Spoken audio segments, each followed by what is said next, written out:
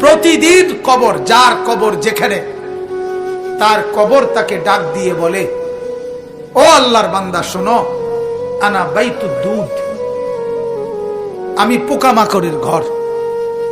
আমার বাপ শুনেন, যুবক আপনারাও শুনেন, আপনারাও শুনেন, কবর কিন্তু নির্দিষ্ট কোনো বয়সে যায় না বাপ।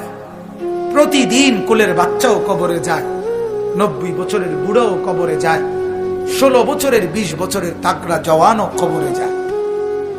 কবরস্থানে সব ধরনের লাশ আছে। এজন্য কবর ডেকে বলে, ও আল্লাহর বান্দা, আমি পোকামাকড়ের ঘর।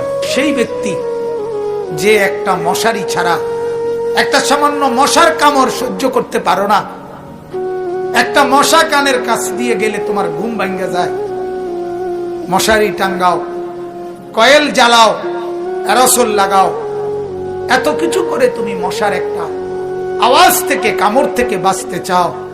হায় আল্লাহর বান্দা, তো বছরের পর বছর, শত শত বছর কবরের মধ্যে এই পোকামাকড়ের ঘরে কেমনে থাকবে?